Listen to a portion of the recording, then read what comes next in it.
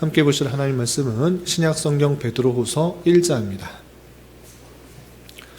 12월 28일 베드로후서 1장을 읽는 날인데 1장은 21절까지 조금 길게 되어 있어서 다 읽지는 않고요. 1절부터 11절까지만 함께 봉독하겠습니다.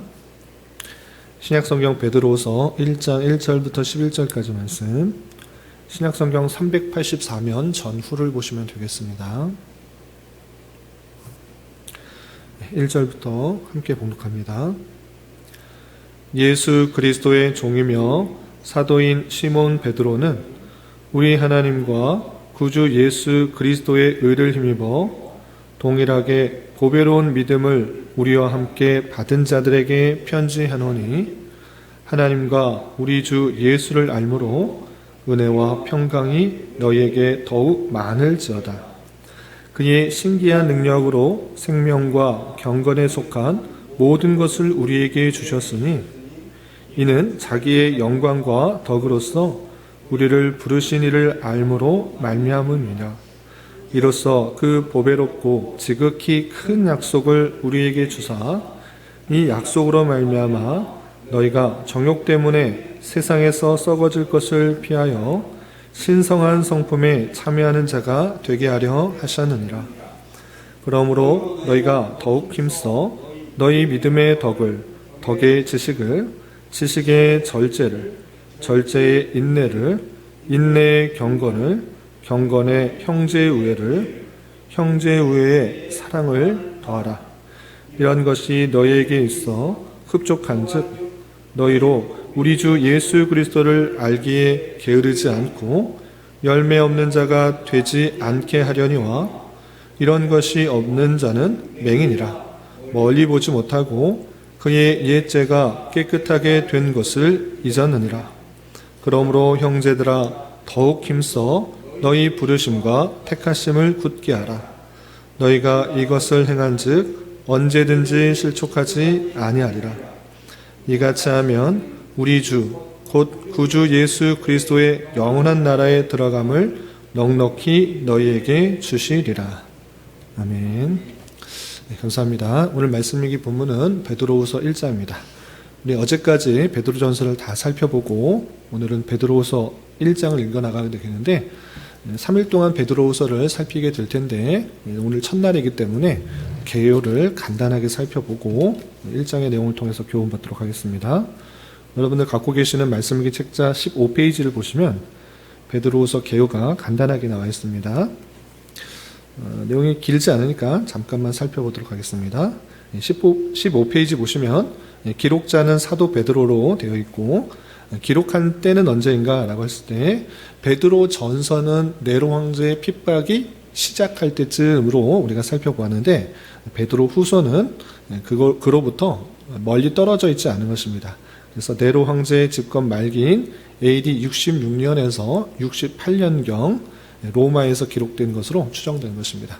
이때가 언제인가라고 했을 때 사도 베드로가 순교당하기 직전인 것입니다. 그래서 순교당하기 전에 마지막으로 자기의 죽음이 얼마 남지 않았다라는 것을 직감적으로 깨달아서 마지막으로 성도들에게, 택한 백성들에게 쓰는 편지, 유언적 성격을 갖고 있는 편지다. 이렇게 생각하시면 되겠습니다.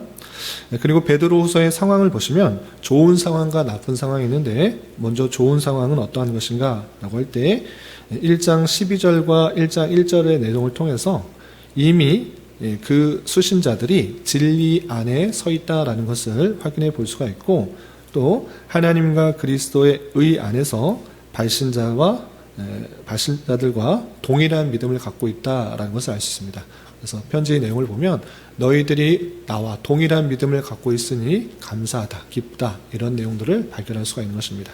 이런 좋은 상황이 있는가 하면 그 편지를 받는 상황 속에서 좀 위험을 직감하는 것을 볼 수 있습니다. 어떤 위험이 있는가, 나쁜 상황이 있는가라고 할 때 그들에게 있어서 미혹자들이 등장했다는 것입니다.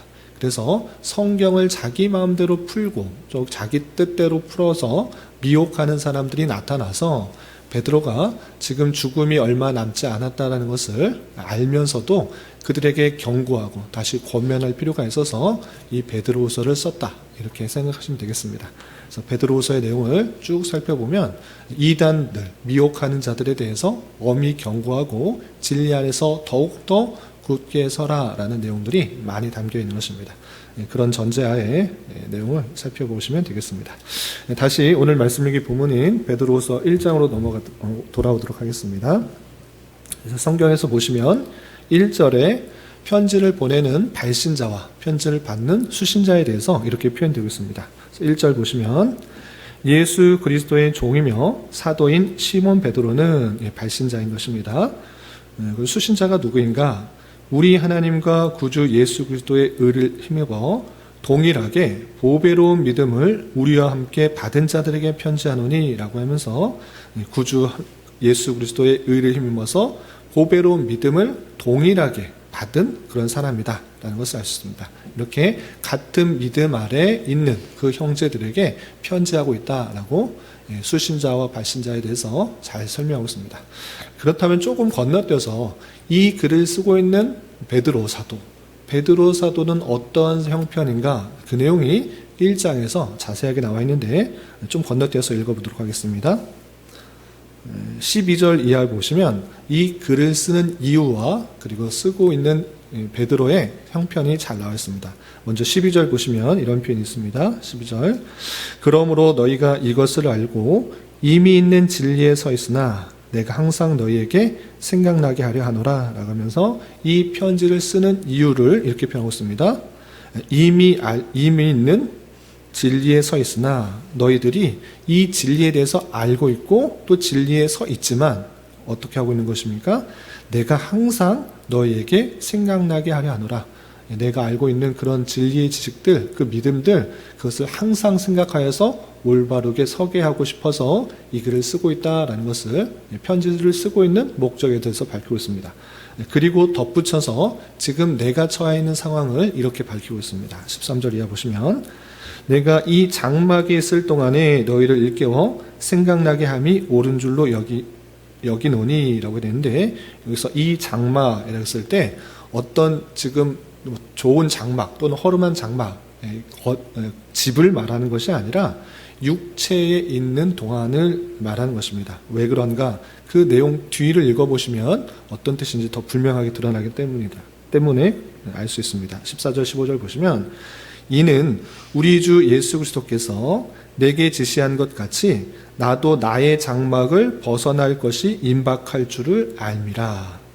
지금 나의 장막을 벗어날 것이 임박할 줄을 알미라 라고 했기 때문에 앞서서 말한 장막도 또 지금 말하는 장막도 지금 어디 거처를 말하고 있는 집을 말하는 장막이 아니라 바울 사도도 자기의 몸을 장막이라고 표현하고 있고 또 베드로 사도도 자기 몸을 그냥 그 영혼이 잠시 머물러가는 그런 장막과 같은 장막으로 표현하고 있는 것을 볼 수 있습니다. 그래서 지금 사도 베드로는 네로 황제의 핍박이 시작되어서 갈수록 심해지고 최고조에 달해서 나도 이제 그런 핍박에 의해서 죽을 날이 멀지 않았다라는 것을 직감하고 있는 것입니다. 그래서 이제 내 장막 죽을 날이 임박한 줄 알았기 때문에 너희에게 이런 것을 다시 한번 그 믿음에 대해서 우리가 동일한 믿음을 갖고 있는 것을 다시 생각나게 하고 바로 서게 하기 위해서 이 글을 쓰고 있다 이렇게 표현하는 것입니다. 그래서 15절에서도 보시면 내가 힘써 너희로 하여금 내가 떠난 후에라도 내가 이 세상을 떠난 후에라도 어느 때나 이런 것을 생각나게 하려 하노라 라고 하면서 죽음을 이제 직감하고 나서 이것을 꼭 생각나고 언제든지 생각나고 항상 생각나게 해서 더욱더 믿음 안에서 굳건히 서도록 하는 그런 성격을 갖고 있는 책이다라는 것입니다.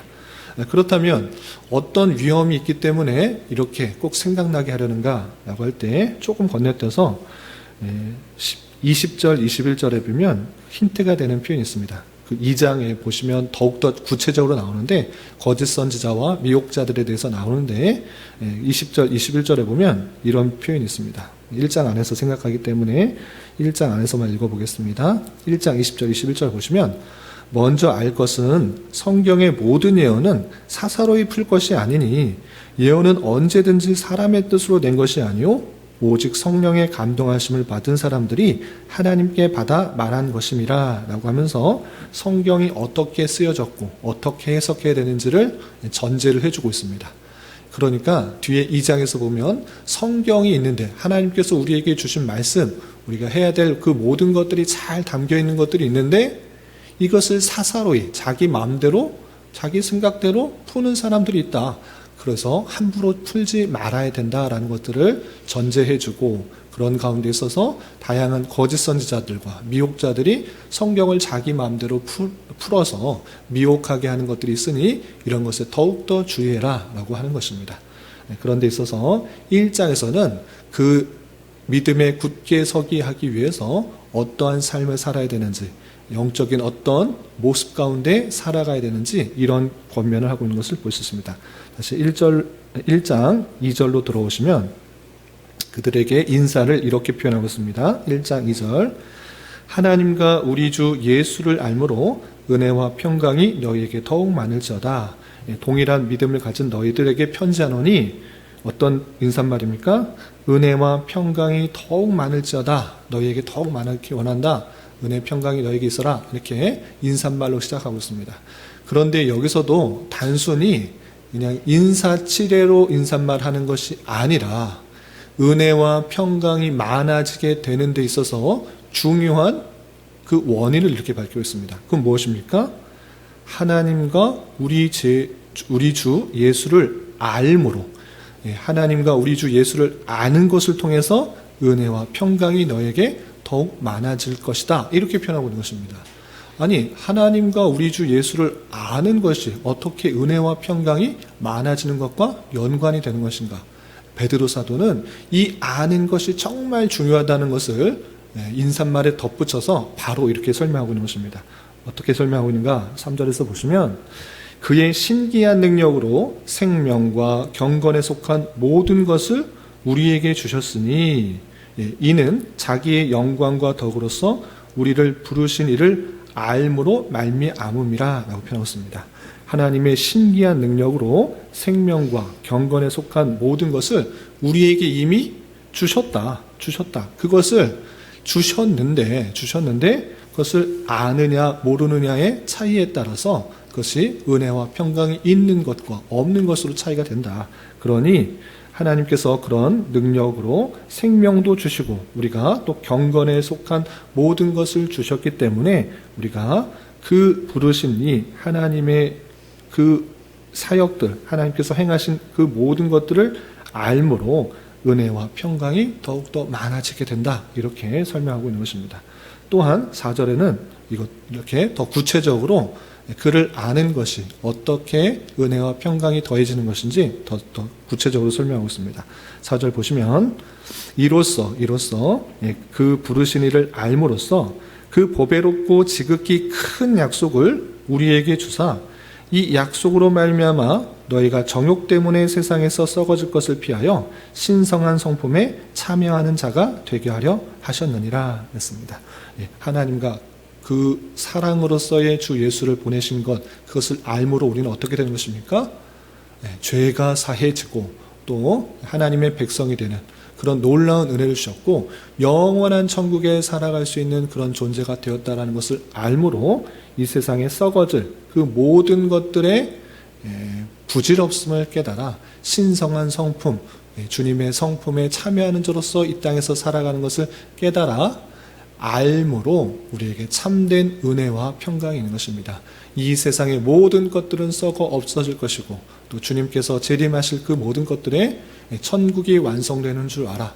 그것에 속한 자로서, 그것을 희망하는 자로서, 소망하는 자로서 이 땅에서 살아가면서 주님의 성품에 참여하는, 신령한 성품에 참여하는 자로서의 그 삶을 살아가야 된다는 것을 알기 때문에 어떠한 상황이 올지라도 핍박과 탄압과 또 죽음이 닥쳐오는 그런 순간 속에서도 은혜와 평강이 자리 잡게 된다는 것을 베드로 사도는 그 성도들에게, 동일한 믿음을 갖고 있는 사도들에게 다시 한번 반복하여 설명하고 있는 것입니다.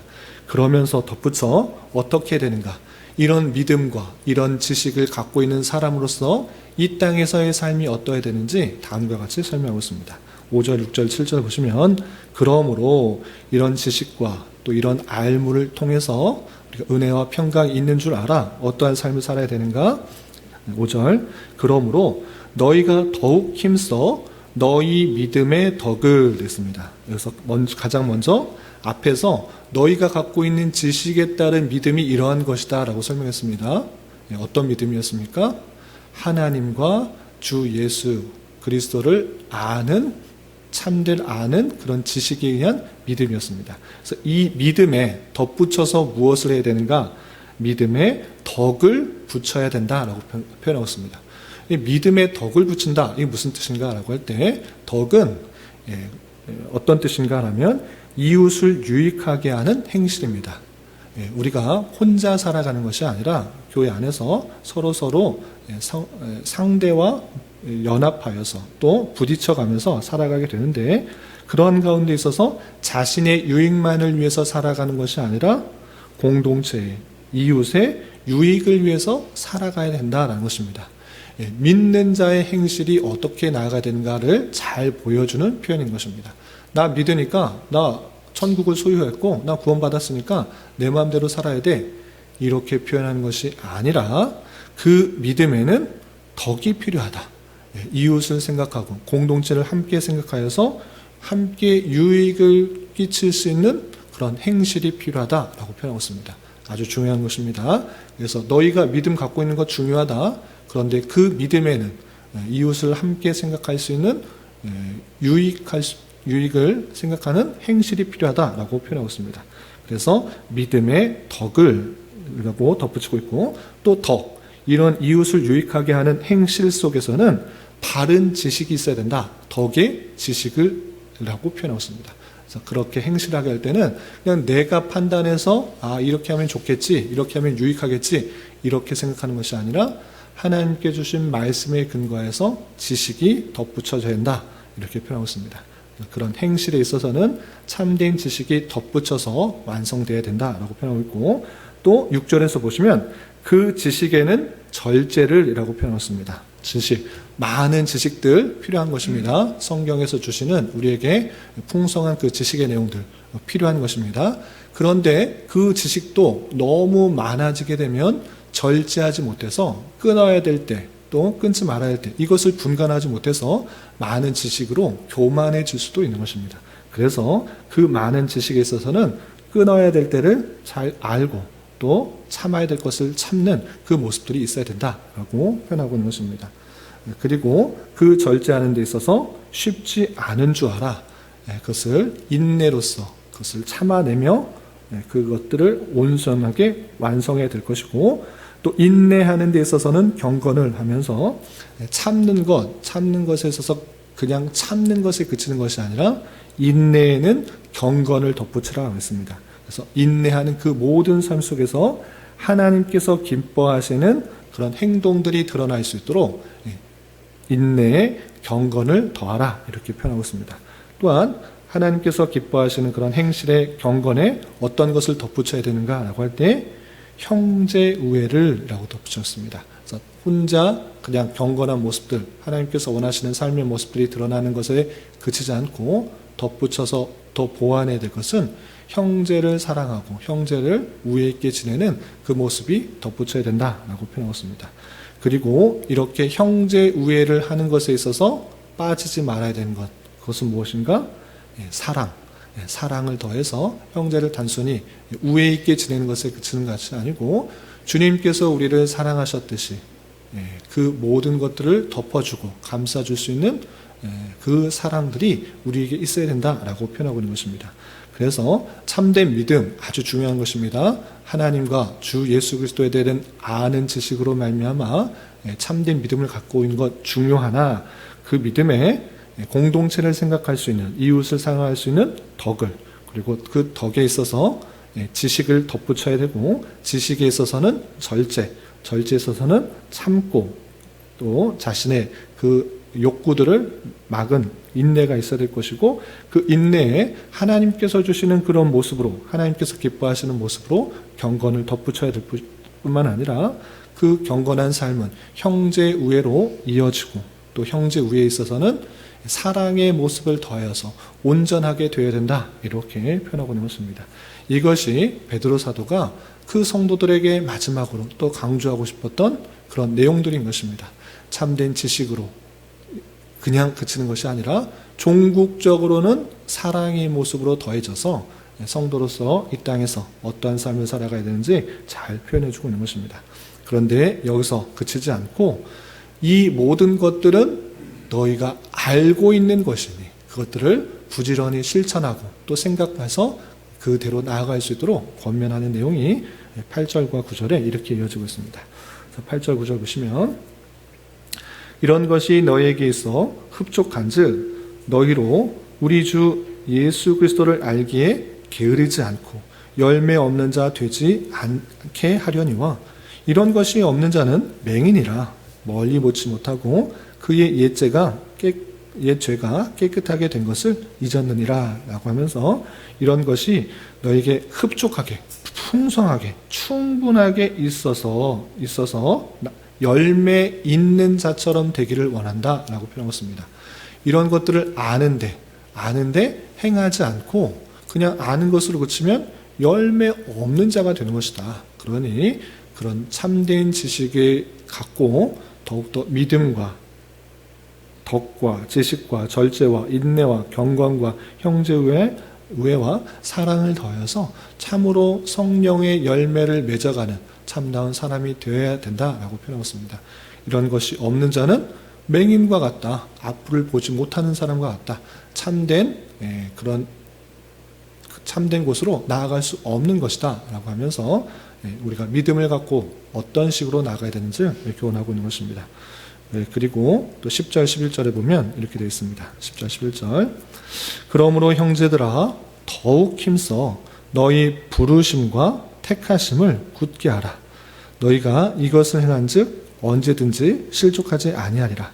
이같이 하면 우리 주 곧 구주 예수 그리스도의 영원한 나라에 들어감을 넉넉히 너희에게 주시리라 라고 하면서 너희를 부르신 것 하나님께서 택하시고 부르셨던 것 너희에게 믿음을 주셨던 것 이것들 더욱더 굳게 하라. 여러 가지 환난 속에서도 어려움 속에서도 더 굳게 하여서 나아가야 되는데 이렇게 굳게 하는 방편이 무엇인가? 이것을 행한 즉이라고 표현하고 있습니다. 알고만 있는 것에 그치지 않고 배웠던 것 실제의 삶으로 드러나고 그런 열매들을 맺어가는 그런 삶을 행함으로 말미암아 그 부르심과 택하심이 더욱더 굳건하게 되고 언제든지 실족하지 않게 된다라고 표현하고 있고 이렇게 행하는 것을 통하여서 그리스도의 영원한 나라에 충분히 넉넉하게 들어가게 되는 것이다 라고 하면서 아는 것에 그치지 말고 더욱더 행함으로 잘 드러나기를 권면하는 그 내용들을 살펴볼 수 있습니다. 이런 말씀을 통해서 우리는 하나님을 아는 지식 그것부터 시작이 될 것입니다. 그냥 내가 예수 믿고 구원받았다 이 정도에서 그치는 것이 아니라 이런 정도에 그치는 것이 아니라 이 정도만 알게 되면 다음에서 계속 나오는 것처럼 너희를 미혹하는 것 너무 많다. 성경을 사사로이 풀어가면서 이단으로 빠지게 하는 것 너무 많다. 그러니 더욱더 참된 지식, 참된 알므로 나가야 되는데 그 알미 어떤 것인지를 더욱더 잘 깨닫고 믿음을 굳게 가지고 믿음에 또 덕과 지식과 절제와 인내와 경건과 우애와 사랑을 더하여서 성령의 풍성한 열매를 맺어가는 그런 삶을 살아가야 된다라고 권면하는 것을 볼 수 있습니다. 이런 말씀을 통해서 바른 지식 안에 또 풍성한 은혜를 깨닫고 또 실제의 삶으로 잘 살아가는 것을 통해서 하나님의 백성답게 이 땅에서 잘 훈련되고 연단되어야 될 것입니다. 이런 은혜가 저와 여러분 우리 모두에게 있기를 진심으로 간구합니다. 기도하겠습니다. 하나님 아버지 감사합니다. 오늘 말씀을 통해서 바른 지식에 따른 알을 통한 믿음이 어떻게 드러나야 되는지 살펴보았습니다. 이런 말씀을 대하는 자로서 하나님과 예수 그리스도에 대한 바른 지식을 갖게 하여 주시고 이를 통하여 은혜와 평강이 있게 하여 주시며 여러 가지 어려움 속에서도 성령의 풍성한 열매를 맺어가는 자 되게 하여 주시옵소서. 주님, 한 해를 마무리하는 시기입니다. 한 해 동안 비록 내 뜻대로 이루어지지 않았을지라도 우리에게 가장 필요한 것들로 채워주시고 가장 선한 길로 인도해 주셨음을 고백하며 기쁨과 감사로 한 해를 잘 마무리하게 하여 주시고 다가오는 내년을 새롭게 잘 맞이할 수 있도록 은혜를 더하여 주시옵소서. 주님, 교회 내 육체의 질병과 연약함으로 생활이 어렵고 힘든 가운데 있는 여러 성도들이 있습니다. 주님 지켜주셔서 건강하게 잘 치유되고 회복될 수 있도록 인도하여 주시고 직장과 사업장의 문제로 가족의 전도와 신앙을 위해 복된 결혼과 가정을 위해 주님께 간절히 부르짖며 나아가는 여러 지체들이 있사오니 주님 그들과 함께 해주시고 그들의 기도 응답해 주시사 우리의 기대와 소망보다 훨씬 더 풍성한 것들로 채워주시는 하나님을 깊이 경험할 수 있는 기회 되도록 인도하여 주시옵소서. 이 시간 각자 간절하게 간구하는 기도 제목 주님께서 들으시고 가장 선한 것들로 응답하여 주시옵소서. 예수님의 이름으로 기도 올리옵나이다. 아멘.